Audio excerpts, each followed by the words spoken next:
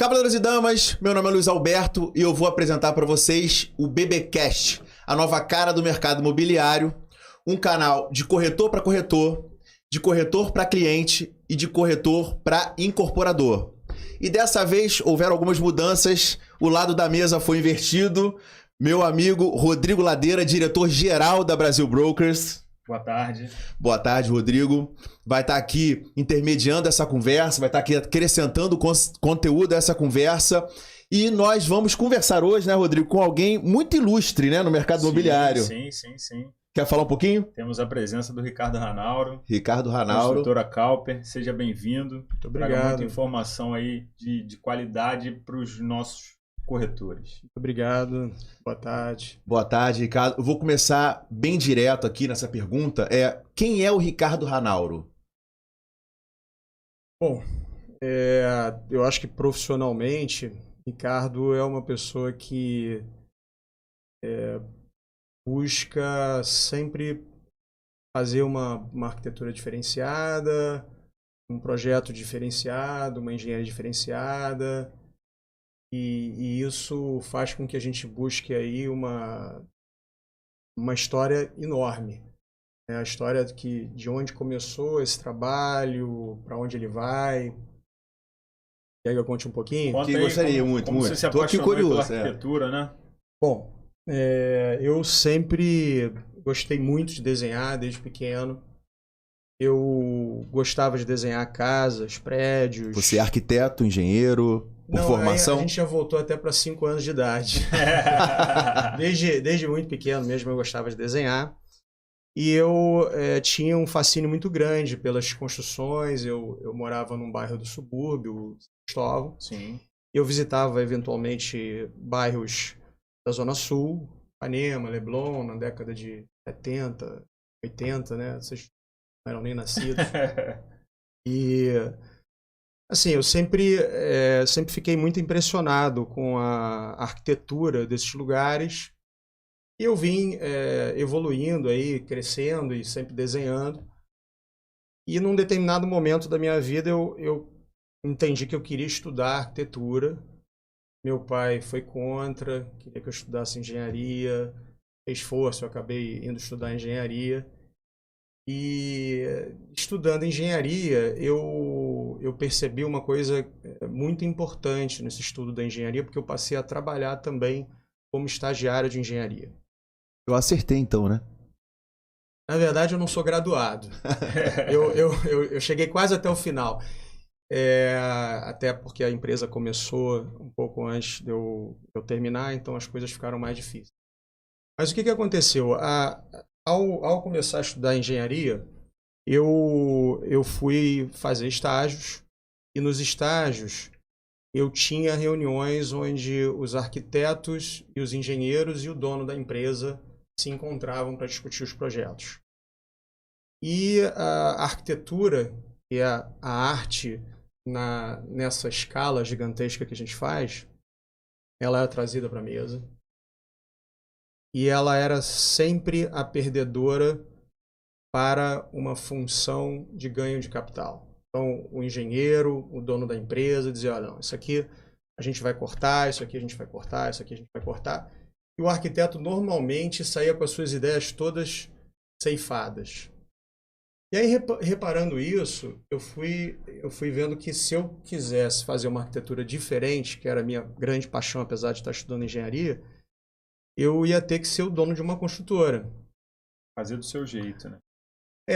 Para que eu pudesse desenhar, porque as pessoas não sabem muito isso, mas assim, eu tenho pessoas maravilhosas me ajudando, eu tenho uma equipe maravilhosa, mas assim, os desenhos sempre foram comigo. Eu sempre desenhei e administrei a empresa. O que eu acho legal, só um parênteses aqui, é que a Kauper, ela tem uma obra de alto padrão com um preço bem acessível, né? Isso é notório, a gente gosta de trabalhar, nós corretores, né? Justamente por essa questão, né? Isso na verdade é uma... A gente costuma dizer que a gente não vende apartamento. Então, por que a gente não vende apartamento? A gente vende uma crença que foi ganhando força ao longo do crescimento da empresa, que é acreditar que nós conseguimos sempre mudar o status quo. E aí vou falar um pouquinho de status quo para o pessoal entender um pouquinho do nosso trabalho. A arquitetura de ponta, a arquitetura que a gente faz, ela é normalmente encontrada só em lugares onde você tem elite, onde você tem um metro quadrado muito alto. Sim, sim. E assim, o que faz e o que me move toda a minha equipe, é que a gente leva uma arquitetura diferenciada para lugares que nunca esperariam aquele tipo de arquitetura. Então, nosso trabalho ele catalisa não só o local, como todo um raio de interferência. Então, assim, é uma coisa que eu carrego comigo, porque eu desde garoto me perguntava por que São Cristóvão não tem o que há de melhor de arquitetura e o Leblon tem. Nada contra o Leblon, mas eu queria muito mudar a cara dos lugares.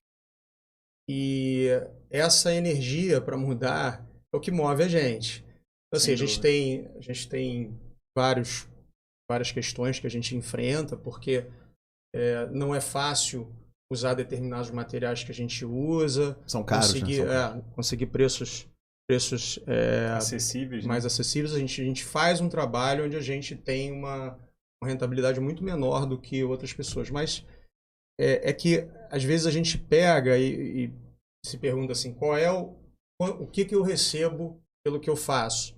E, no nosso caso, dinheiro é secundário. Sim. Vem em segundo lugar.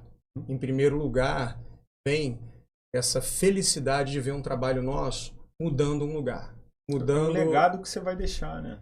É o legado e também o recado para outras gerações de que é possível quebrar o status quo. Deixa eu te fazer uma pergunta. Construiu algo em São Cristóvão? Ainda não. Já fiz em vários bairros do subúrbio, inclusive Campo Grande. Fez em Campo Grande. Olha aí. Coisa. Legal. Até bairros, às vezes, um pouco menos valorizados do que São Cristóvão. Mas a gente se orgulha muito de ter feito projetos em locais que foram completamente mudados. Na Rua da Cachamorra a gente tem maravilhosos, né? Projetos que poderiam estar na Barra da Tijuca. Com certeza. Eu conheço o projeto da Cachamorra, é muito bonito. Então, assim, a construtora, quem é o Ricardo? O Ricardo é uma pessoa que tem uma crença muito forte e que trabalha todos os dias para continuar passando isso, não só através dos prédios, mas também com as pessoas. Que muitas vezes os arquitetos, os engenheiros falam, pô, mas isso, será que vai dar para fazer assim? Será que não vai dar? E a gente trabalha muito no emocional das pessoas para dizer, nós podemos, é possível quebrar o status quo. Caminhando junto, ouvindo ideias novas, né? Eu costumo dizer que somente pessoas ordinárias juntas conseguem o extraordinário. Muito bom. Nunca uma única pessoa. Então, assim, a Cowper é uma crença que ela irradiou para uma série de pessoas que compraram ela e que trabalham com a gente para que a gente possa levar um estado das coisas diferente do que ela normalmente é. A gente tem ali no Largo do Tanque uma obra diferente, né? Sim. Uns exemplos assim que se eu começar a exemplificar, eu vou tomar o tempo de vocês. Era isso que eu queria te perguntar. Você estava falando sobre o início da Cowper, acho que vale a pena você contar um pouquinho pra gente como foi o seu início e se você se recorda da sua primeira obra da Cowper. Acho que seria... Almirante Ari Rangel, 101. Bom, eu já estava estudando engenharia, tinha alguns amigos que já tinham se formado. Um deles me convidou para tentar montar um grupo de construção. E pais de amigos meus, que eu era muito novo, tinha 23 anos, agora a empresa está com 30 anos, estou com 53. Pais de amigos meus disseram, poxa, a gente já sabe que você conhece, tem know-how e tal, já trabalhava em obra há bastante tempo. Esse meu amigo já era formado, falou, vamos juntar, fazer uma empresa e vamos fazer um primeiro projeto. E aí começamos a perguntar para um pai de um amigo ou outro se podia entrar, eram 10 apartamentos só. Tinha um apartamento, um terreno no Recreio que a gente queria muito. ficava no Almirante Ali, Rangel. Rangel.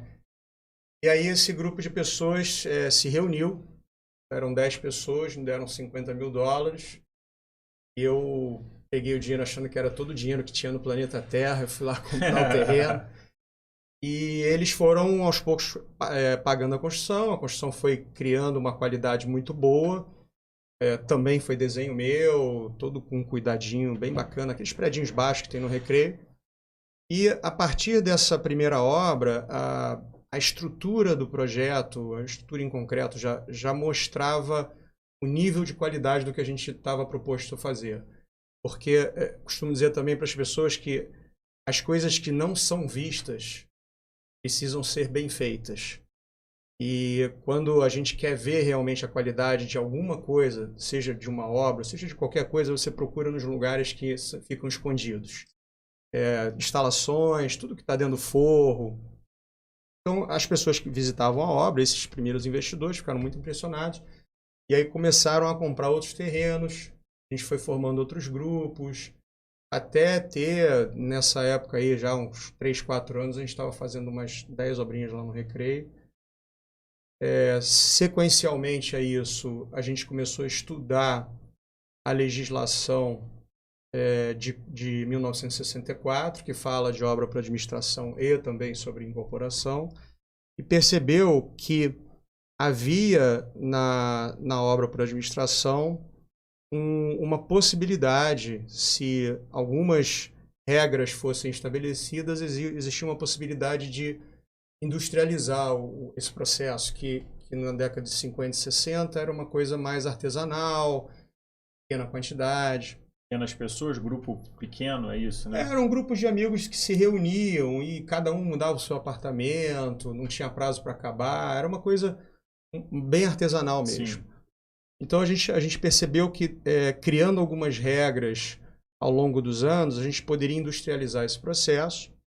E foi crescendo o número de grupos. De 10 passou para 40, de 40 passou para 120, 120 para 240.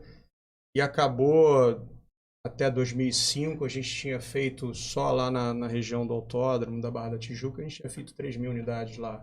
E aí, só interrompendo aqui, é o que se chama de gestão compartilhada? A gestão compartilhada, ela vem num processo pós-Olimpíada.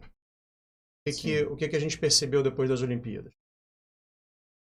A legislação de obra por administração, ela diz que você tem que, numa assembleia legalmente convocada, perguntar quem dos investidores, compradores, querem ser da comissão de representantes, que tem que ter 3 membros, 2 suplentes. E a legislação, ela fala sobre uma fiscalização dessa comissão de representantes. É uma fiscalização financeira e uma fiscalização física da obra. Bom, e a gente foi percebendo isso, e isso já não é uma criação só nossa, eu tenho que dar também os créditos a muitos dos nossos investidores que nos ajudaram a mostrar esse caminho. A gente percebeu que o que a legislação deixou em 1964 era que a comissão de representantes, ela chegava num momento onde quase nada mais podia ser feito. Porque o que adianta você fiscalizar o cimento que você comprou? Você já comprou, você já usou o dinheiro do investidor para comprar o cimento, ele só tinha que pagar o boleto. Então ele não tinha como dizer, não, esse cimento não quero que compre. Então a gente foi pensando e assim, foi um passo enorme que a gente deu, foi um passo muito corajoso de trazer a comissão de representantes para um momento anterior à compra, anterior à execução. Como é que funciona hoje, e aí a gestão compartilhada já de 2010 em diante. A gente é nomeada a comissão de representantes se reúne com a gente pede para que a comissão nomeie uma pessoa dos da comissão para ser um cara que vai estar mais com a gente, ele vai estar mais presente, tem acesso ao token do banco, nenhum pagamento é feito se ele não liberar, ele é a segunda assinatura, que hoje em dia é digital, e ele também participa das negociações.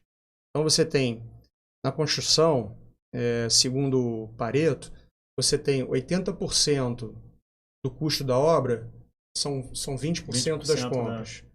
E 20% do custo da obra são 80% do número de compras. Então, esses 20% que representam 80%, e aí você tem poucos itens, aço, concreto, vidro, alumínio, instalações, elevador, fundações, são 13, 14 itens. Todos eles só vão adiante mediante o aval, não o aval técnico, tá? O aval de análise de concorrência, de sugestão de eventual concorrente. Para tudo ficar bem claro, né? Prezando pela clareza mesmo da informação, né? Enfim. Assim, é uma clareza absurda. Ela Sim. no começo até foi um problema pra gente, porque você entregava a concorrência pro cara olhar, às vezes o cara botava na gaveta dele e te entregava uma semana depois. E você falava, pô, não pode. Então, a gente foi criando um modo operante de... Sim, você tem 24 horas para você concordar ou tacitamente estar aceito. Então, assim, a gente foi evoluindo a gestão compartilhada. Mas a parte técnica, vocês dão... Toda é nossa. Sim. Então, assim, a gente tem uma concorrência de fundações. Então, tem pessoas que não fazem fundações para a construtora Calper. Sim. Por quê? Porque a gente sabe que não prezam pela qualidade total. Não pode brincar com fundação. Então, às vezes o cara tem mais barato. Não, mas esse não pode ser. Então, assim, existe uma clareza também para dizer que nem sempre o mais barato é o adequado para ser feito. O pessoal hoje participa antes do empenho da verba. Então, a comissão de representantes hoje, na gestão compartilhada, eles fazem uma gestão junto com a gente mesmo. Tem todos os pagamentos que já passam, realmente ele tem a segunda assinatura. Então, aquela coisa da comissão de representantes chegar para ver uma coisa que já tinha sido paga, não acontece mais. Porque aí vai até 1 centavo, né? Uhum. Todos os pagamentos necessariamente têm que ter uma segunda assinatura de um membro da comissão de representantes, vamos chamar de controle. O que eu acho legal é que, assim, toda clareza e transparência traz confiança. Então, assim, eu que tô na ponta, né, da venda, eu sou corretor, mas na minha essência, hoje eu atuo como gerente lá na Brasil Brokers, mas sou corretor na minha essência. Os clientes sempre estão muito satisfeitos com as obras da Calper. E o que eu percebo é que a Calper, a cada obra, parece que ela se supera, né? E com esse sentimento todo que eu tenho, eu queria te fazer uma pergunta agora, que eu acho que você vai ter resposta. Se não tiver, eu vou dar o meu sentimento que eu tenho. Qual foi a região que a Calper marcou, ou qual a região marcou a vida da Calper? Olha, Luiz, foi Campo Grande. Campo Grande? Foi. Posso falar do meu sentimento? Pode. Pode ser porque eu moro na Barra, mas quando eu passo ali por Aroazes, Abelardo Bueno, é impossível não associar, né? a Calper. Você concorda comigo? Não, sem dúvida. Assim, vocês deram uma vida muito especial lá ao local, desenvolveram aquele local. Aquela região mexe muito comigo quando eu passo, porque são muitas construções da construtora Calper, né? Mas agora, legal, a tua visão já foi de Campo Grande. É que são duas coisas, né? Na verdade, foram duas perguntas em uma. Qual foi a região que mais marcou a vida da Calper? Isso. E qual foi a região que a Calper mais marcou a vida? Gostei. Então, são diferentes. Você tem razão, tá? Você tem razão, porque não podemos deixar de colocar a Barra da Tijuca, a região olímpica. Sim. A gente realmente fez um trabalho muito bacana lá, de qualidade, de desenvolvimento. A gente chegou numa região muito degradada na época e mudou completamente a cara do local. Mas, assim, falando em coisas que marcaram a gente, eu disse Campo Grande porque a gente chegou aqui no bairro e viu o exemplo do que eu te falava, assim, como as pessoas de, às vezes, bairros que têm menos... poder aquisitivo. Exato. Como eles ganham o pior que há de arquitetura. Sim. Então, isso é uma coisa que eu penso nisso todo santo dia, cara. Pessoas ricas, arquitetura rica, pessoas médias, arquiteturas médias, pessoas pobres, arquiteturas médias. Pobres, aliás. Eu falo, cara, não. A gente trabalha com isso. Isso é uma luta constante lá dentro da empresa, e Campo Grande foi um local que a gente revirou. Tanto que você entra ali na Caixa Amor, você vê tem projetos feitos de uma forma, Life, feitos tem o de contemporâneo, outra. tem... Então é São um local lindos, que são lindos, a gente, contemporâneos. particularmente, a gente se orgulha muito, porque foi uma região que a gente até as pessoas, quando a gente mostrou o projeto, as pessoas tiveram dificuldade de entender. A gente fez um design de casa que veio da região de Orange County, na Califórnia. E eram casas sem telhado de centenas de milhões de dólares. E a gente fez casas sem telhados menores, com o mesmo design. E aí o cara falou, não, mas eu não quero essa casa, porque essa casa sem telhado, coisa de pobre, não sei o quê. Falava, deixa ficar pronto que vocês vão ver. E aí as casas foram um sucesso, são um motivo de orgulho dos moradores, das pessoas e nosso também. Ricardo, acho que vale a pena falar, muita coisa que você faz a nível de arquitetura, você traz ideias lá de fora. Sim. Acho que seria bacana você comentar um pouquinho sobre isso também. É como eu te falei, né? Eu não me graduei, mas eu sempre fui muito, muito estudioso. E eu também percebi que fora da universidade a gente tem muito a aprender. Talvez o que a gente tenha mais a aprender está fora da universidade. Eu sempre viajei muito a partir do momento em que eu pude, né? Porque eu não pude tão cedo. Mas a partir do momento que eu pude ter acesso ao exterior, eu comecei a fazer muitas viagens para entender a arquitetura. E viajar pelo mundo também foi algo que me mostrou uma visão que nós poderíamos fazer a mesma coisa, fazer diferente, fazer melhor. Então eu costumo contar um caso, eu fui em muitos lugares, mas um caso específico eu acho que é muito legal para mostrar um pouco do que a gente faz. Dubai sofreu uma revolução muito grande nos últimos 40 anos, com a questão do petróleo, e houve um investimento muito grande no próprio local, e os melhores arquitetos do mundo foram para lá. Então eu ia, por exemplo, para Dubai, e eu encontrava ideias maravilhosas. E aí, quando eu voltava para o Rio de Janeiro, sentava na mesa com os arquitetos e com os engenheiros, aí o pessoal ficava de cabelo em pé, falando, meu Deus do céu. Como é que tu vai executar isso aqui, Ricardo? Vamos fazer isso, como é que vamos fazer aquilo? Aí eu pensei, eu falei, cara, todo engenheiro e todo arquiteto que ganha algum dinheirinho, sabe o que ele faz? Compra uma passagem e vai para Disney. É verdade. Ele vai para Disney e ele vai para uma loja de computador. E volta. E aí comecei a levar comigo. E Dubai estava passando por um problema grave de bolha imobiliária.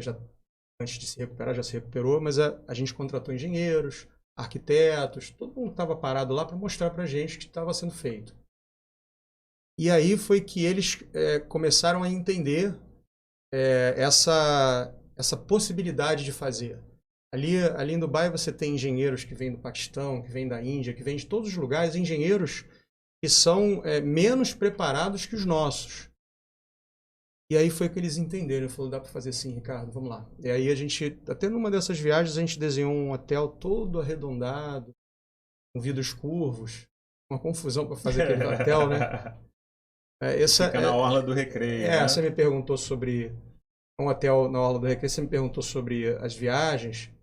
Eu sempre, como apaixonado pela arquitetura, a gente viajou o mundo para conhecer a arquitetura. O Brasil também tem uma arquitetura lindíssima, arquitetos maravilhosos. A gente sempre viajou para materializar com os nossos olhos e ganhar cada vez mais informação para ter criatividade, né? É mais ou menos um nada se cria, tudo se copia com aperfeiçoamento. A gente tem referência, né? Você vê... Eu queria que você falasse das suas referências, né? Quem são os arquitetos que Verdade. você olha e acha bacana? Eu tenho como princípio, eu sigo uma frase, dizem que foi Leonardo da Vinci que falou, mas eu não sei se foi mesmo, porque às vezes dão frases às pessoas, mas é uma frase bem bacana, que o último grau da sofisticação é a simplicidade. E a gente segue isso como conceito básico para analisar as arquiteturas pelo mundo. A gente, assim, teve o prazer de conhecer o escritório, por exemplo, na Inglaterra, da Zaha Hadid, com o sócio dela. A gente teve o prazer de conhecer o escritório do Richard Mille, em Nova York. A gente teve o prazer de conhecer o escritório do Renzo Piano, na França. a gente conheceu muitos arquitetos pelo mundo. E assim, realmente, como você falou, a gente vai captando informações e vai trazendo e vai desenhando. As referências da gente é o mundo inteiro, inclusive o Brasil. O que a gente encontrar sofisticação através da simplicidade, a gente usa aquilo como referência e tenta colocar no papel e levar para as pessoas. Ladeira que não me ouça agora, mas assim, você falou que você viaja o mundo todo e leva o pessoal que trabalha com você, né? Uhum. Não quer me contratar, não? A gente... Essas viagens são emocionantes, né? Porque você vê o legado de inspiração, porque a gente quando fala de legado, Luiz, a gente pensa assim, qual é o legado? Eu vou deixar um legado. Mas se esse legado for um legado material, ele não é legado. Você pensa, vamos falar sobre um cara que é um cara que eu admiro muito, Gaudí, de Barcelona. Um cara que quase foi enterrado como indigente, morreu atropelado por um bonde. E quando você visita as obras de Gaudí, as pessoas que entendem de arquitetura até entendem que aquela energia de Gaudí está falando com aquela pessoa naquele momento. Aquele cara está vivo ali. As pessoas que não entendem entram num lugar, como entram nas nossas obras e entram na obra de outros arquitetos. Esse lugar aqui me faz bem, mas eu não sei o que é. Eu não sei explicar o que é. E o que na verdade é? É a energia do amor que foi colocado naquele lugar passando para a pessoa. Ela não sabe que aquilo está tocando o cérebro límbico dela. Está. A gente fala assim de arquitetos, eu gosto muito do Gaudí. Tenho vários, eu praticamente gosto de todos os arquitetos. Agora eu vou falar uma coisa para você. Esse hotel no Recreio que vocês fizeram tem uma emoção muito grande ali. Eu lembro que eu fiquei hospedado lá para conhecer o hotel, né? E assim, a arquitetura é fantástica, é algo surreal. Você chega lá em cima na cobertura, né, do prédio e tal, aquela energia, aquele vento batendo na cara, junto com a obra bem feita, bem elaborada. É um produto que se destacou muito na Orla do Recreio, né? E é um lugar de referência que as pessoas querem ficar no Recreio. Então, assim, é muito bacana ver a Cauper com essa... A Aroazes tem a marca dela, a Praia do Recreio tem a marca da Aroazes, Campo Grande tem a marca da Aroazes. Então, assim, tem a marca da Cauper, desculpa. Então, eu acho que a Cauper tá... A impressão que eu tenho é que tá em todo lugar se destacando. Você falando isso me lembrou uma coisa que é importante. Assim, o hotel, que é muito impressionante. A gente fez também um projeto Frames, que tem todas as fachadas diferentes. Eu morei no Frames. Legal. Morei no Frames. E assim... Foi premiado, né, Ricardo?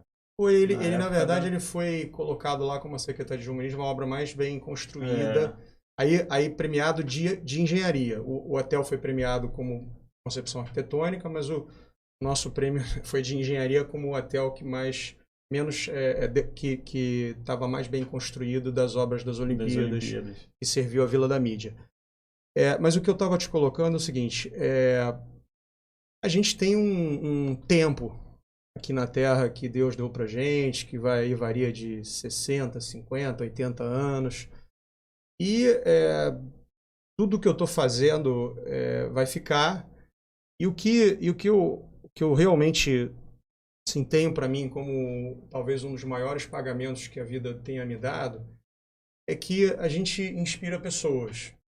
Quando a gente vê arquitetos que saem às vezes da arquitetura ou estão cursando e tem medo de se posicionar, medo de achar que dá para fazer, e a gente mostra o caminho, eu aí sinto realmente que eu estou deixando um legado, porque do mesmo jeito que Gaudí me inspirou, longe de mim querer se comparar a Gaudí, porque Gaudí foi uma inteligência enorme, mas do mesmo jeito que Gaudí ou qualquer outra pessoa me inspirou, ou outras profissões inspiram jovens, o recado que existe para os jovens, principalmente arquitetos, é que a gente não pode se acomodar com o status quo. Por que que um local como Campo Grande não pode receber um projeto como tem na Barra da Tijuca? Dá para fazer. Se colocar o coração, dá para fazer. Você democratizou a Cowper? Tipo isso, a visão é meio... Arquitetura. Né? Arquitetura. A gente democratiza a boa arquitetura. Tanto que a gente não faz obra na Zona Sul. Nem procura terreno. Então a gente nada contra. Não, sim. Mas assim, qual é o grande barato? Qual é a grande alegria? É desenvolver projetos em locais que jamais veriam esse projeto. E deu outro exemplo interessante. Uma vez a gente foi a Londres com os arquitetos e a gente visitou a última obra que tinha sido executada lá por um arquiteto muito famoso chamado Richard Rogers. E ele, pessoal, vai anotando aí. Ele tinha acabado de construir um projeto que era o último terreno do One Hyde Park. O One Hyde Park lá em Londres é como se fosse o último terreno da Vieira Soto. Porque Londres não tem muito esse negócio de mar, né? Tem o mar, mas não é aquela vista. Então tem aquele centro de Londres que é super badalado e o One Hyde Park é um parque muito elitizado lá. Então tinha esse último terreno e eles desenvolveram um projeto de aproximadamente 50 mil euros o metro quadrado. Desculpa, pounds. Pounds acho que não sei se é 10, 8 reais cada pound. Então era 400 mil reais mais ou menos cada metro quadrado. Feito para sheiks árabes, as pessoas mais ricas do mundo. Sim. A gente visitou o projeto. Tanto dentro e fora dele, trouxe uma revista do projeto e guardou.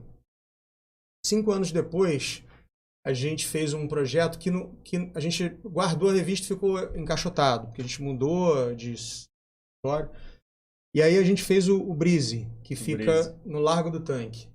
Tanque, não deviam nem chamar um bairro de Tanque, né? Poxa, Tanque não é um nome legal, aí eu pelo menos não gosto. Aí fomos pro Tanque, fizemos um projeto lá. Isso, você vê como é que marca a gente. Só para esclarecer, esse bairro Tanque faz parte do Complexo Jacarepaguá. Certo. Lá no Tanque, a gente fez um projeto e essa revista continuou guardada. A gente não tirou a revista do lugar. A gente tinha esquecido do projeto. Fizemos o projeto todo. Apartamentos pequenos, a classe média, média baixa. Foi um trabalho assim, bem demorado. E aí lançamos o projeto, foi vendido e tal. E um dia, numa mudança, a gente abriu uma caixa para ver o que tinha dentro e tinha a revista do tal projeto One Hyde Park, que é o número 1 do Hyde Park, né? O primeiro número do Hyde Park. Aí quando a gente olhou o projeto, a gente viu que tinha uma identidade imensa com aquele projeto. Só que a diferença é que você comprava um apartamento inteiro com apenas 1 metro quadrado do que estava lá na Inglaterra. Uma pequena diferença, né? E o projeto, quando você olha ele é muito diferente. Ele alegrou, ele trouxe uma energia nova para a rua. Sem dúvida. Não, e também, pro bairro. E Tanque, né, como você falou, também é um bairro que necessita dessas obras bacanas e bem executadas, né?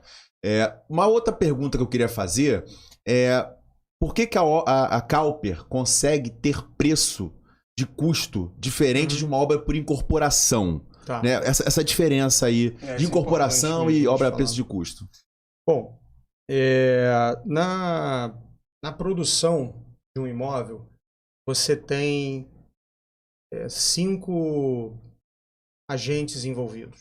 Você tem na incorporação clássica, que é diferente do que a gente faz.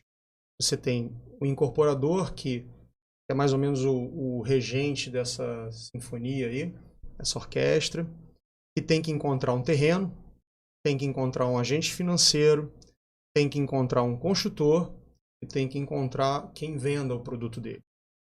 Então, essa cadeia produtiva, ela passa por 5 pessoas e pessoas jurídicas ou físicas e 5 pessoas que ganham, que têm lucro em cima disso.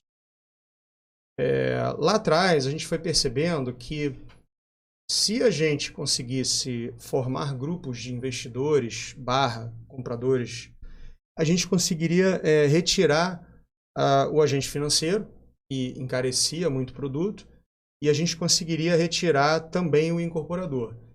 Então, quando você soma incorporador e agente financeiro, não estou falando do financiamento de longuíssimo prazo, não. Estou falando só do financiamento do banco à produção do imóvel. Então, quando você tira o agente que financia a produção do imóvel, que a pessoa se autofinancia, você tira o incorporador, você tira 30% a 35% do valor final do imóvel. E aí a gente coloca mais 5% para deixar o imóvel normalmente 30% abaixo do valor normal de incorporação clássica. E isso faz com que mais pessoas consigam ter acesso, a gente faz um produto diferenciado. Assim, é um esforço que a gente faz também, porque se você olhar, você faz um trabalho muito maior do que simplesmente ser contratado para construir, a gente ganha só para construir. Mas como eu falei, tem que fazer com assim, coração. O que a gente ganha é secundário. Realmente, assim, catalisar locais, fazendo o que a gente gosta, é o mais importante. E assim, aí falando de catalisar locais, acho que valeria a pena a gente falar o futuro da Cauper. O que a Cauper procura agora? Quais os bairros que a Cauper está pensando? E o que você tem pela frente? O que você está projetando para os próximos anos, para os próximos meses aí? Muito bom, muito bom. A gente está com bastante muitos planos. Primeiro, assim, até antes de começar um pouquinho, antes de falar sobre planos futuros, eu queria dizer que a gente está muito feliz com a retomada da empresa, o mercado estava muito parado, a gente agora está conseguindo voltar a produzir, voltar a fazer o que a gente ama fazer. Muitas pessoas dizem que as vísceras da empresa são as minhas, né? E não produzir é um Ricardo parado e um grupo de pessoas que faz um trabalho extraordinário parado. Então, queria agradecer e agradecer a você, agradecer a todo mundo que está... É que tem um pessoal assistindo aqui, né? Tá em off, mas tem. Se não fossem essas pessoas, a gente não existiria. Então, vou olhar para a câmera ali para agradecer. E dizer que a gente vê o nosso trabalho com uma responsabilidade social imensa, sabe, Ladeira? Imensa mesmo. Todos os dias a gente acorda com um senso de obrigação, de dever para com a sociedade gigantesco. Então, a gente tem como futuro, poderia te dizer que você tem a dedicação eterna do Ricardo. Enquanto ele tiver saúde, ele vai estar acordando e tentando ir para frente com projetos, geração de emprego, oportunidade. Agora, sobre projetos específicos, esse ano a gente tem 2, talvez 3 projetos. Eles vão acontecer na região do Recreio e da Barra da Tijuca e vão inovar radicalmente a questão arquitetônica, urbanística, vai trazer uma mudança grande pra caramba nos locais onde eles vão ser instalados. Legal. Uma outra pergunta. A Cauper pensa em sair do Rio de Janeiro, levar isso para outros lugares ou outras cidades, sei lá, Niterói, Baixada, São Paulo, enfim? A gente tem, assim, planos que podem abranger Niterói, por exemplo, mas a gente não quer ir muito longe, não. A gente percebeu, a empresa já teve 24 canteiros de obra, a gente percebeu que existe uma necessidade de estar sempre de olho nas coisas, sempre perto. O negócio de construção civil é um negócio regional, você não pode deixar de olhar. Então a gente tem, os planos são mais para ficar por aqui. Assim, São Paulo é um local que a minha família mora, talvez alguma coisa lá, mas nada muito para agora, não. Eu queria só ressaltar um assunto que você estava falando sobre a retomada da Cauper, né? O quão é importante essa retomada, porque é uma cadeia de produção, é uma cadeia de produtividade. A retomada da Cauper faz com que eu venda mais como gerente, faz com que meu corretor venda mais como corretor, faz com que o pedreiro seja contratado, o engenheiro seja contratado. É uma série de... E se a gente for escalonar mais ainda, a moça que vende comida no seu carrinho vai passar na obra, vai vender. Então, assim, é uma série de cadeia produtiva direta e indireta que, com a retomada de crescimento do mercado imobiliário, a retomada de crescimento da Cauper, isso gera dinheiro, isso gera produto para o Brasil, cara. E é muito importante no momento de dificuldade financeira que o país passa, o que as pessoas passam realmente. O nosso país ele é um país que parece que vive em constante crise, né? Então, toda vez que aparece um empresário disposto a empreender, a trabalhar, tem que ser muito valorizado isso. É a visão que eu tenho. Acho que você concorda comigo, Ladeira também. Essa é a visão. Assim, queria ouvir de você. Qual é a visão que você tem do mercado da construção civil para esse ano, por exemplo? Para esse ano, eu acho que a gente vai continuar evoluindo. A gente tem aí essa questão da pandemia que está praticamente no final. As pessoas, a gente percebe que muita gente deixou de viajar. O brasileiro é um povo que viaja muito para o exterior, é muito encantado com o exterior. Então, isso fez com que as pessoas fizessem uma poupança forçada, a tal da pandemia. Essa infelicidade, essa tragédia que está acontecendo agora lá fora, está também fazendo com que as pessoas revertam os olhos para o Brasil. A gente tem muito caso de gente, tem gente que trabalha para a gente fazendo projetos, às vezes renderizações fora, que estão voltando da Europa para cá, para mudar os planos de vida para um país que não tenha tantos intempéries. Eu acho que o mercado continua bem. A gente passou um momento muito difícil lá atrás e eu vejo o mercado melhorando. Comprar imóvel também é uma forma de proteger o capital, né? Então... você tem sempre você vê a inflação agora, você vê os imóveis, eles se defendem da inflação porque ele não tem aquele reajuste no preço mensal, mas ele de 6 em 6 meses o preço dele muda. Sim. Se você tiver inflação acontecendo, o preço do imóvel... É que vocês também são muito novos, vocês não pegaram a época do apartamento sendo vendido em dólar, isso há muitos anos. O preço era em dólar, você convertia no momento. Meu pai fez muito negócio assim. Então... Sabe onde meu pai vendeu muito imóvel? Em Maricá, quando não tinha nada e vendia terreno em dólar, apartamento em dólar. Então, era porque você tinha uma inflação maluca, né? E o imóvel tem que se defender dessa inflação. Legal. Agora, Ricardo, você quer deixar algum recado? A gente está finalizando aqui o nosso BBcast, a nova cara do mercado imobiliário. É um canal de corretor para corretor, de corretor para cliente e de corretor para incorporador. É uma realização Brasil Brokers. Então, eu queria que você deixasse um recado, né, Ladeira? Para os nossos corretores, né? Você tem alguma coisa a dizer para eles, o porquê de vender Cauper, então, como valorizar a sua profissão, como se valorizar como corretor de imóveis. Queria que você deixasse um recado para os nossos corretores. Bom, primeiro era agradecer mais uma vez.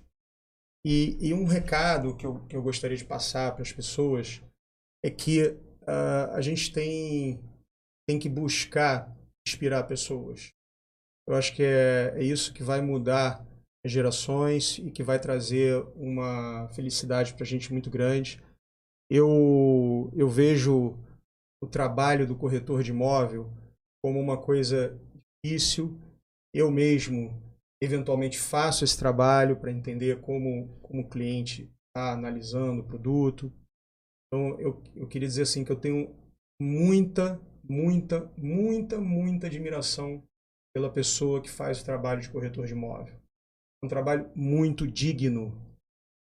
Jamais se sintam desvalorizados. Jamais. Quem está dizendo isso para vocês é quem conhece. Não estou dizendo porque eu quero que vocês vendam Cauper, não. Quero que vocês vendam Cauper. Quero.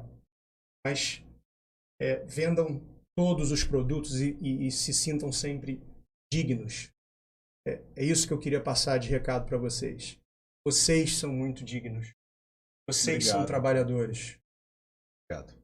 Tá bom? Muito obrigado. Pessoal, valeu, Ricardo. Obrigado. Rodrigo, quer deixar aí uma mensagem final? Eu queria agradecer a presença do Ricardo. O Ricardo é um cara que a gente gosta muito e dizer que nós da Brasil Brokers, queremos muito ajudar a Cauper a continuar deixando esse legado que eu sei não é só físico, é inspiracional. Você quer inspirar as pessoas e assim, nós lá da BB também, a gente tenta e pretende sempre inspirar os nossos corretores.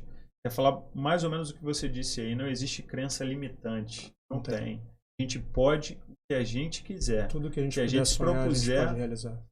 Exatamente. Obrigado pela sua presença. Eu que agradeço, gente. Muito obrigado, tá? Ricardo, muito obrigado pela presença. Eu sou gerente de vendas lá na Brasil Brokers. Espero fazer muitos negócios com você através da Brasil Brokers. E galera, é isso aí. Olha só, a nova cara do mercado imobiliário, o BBcast. Meu nome é Luiz Alberto e estamos finalizando mais um episódio aí com o Ricardo Ranauro. Muito obrigado.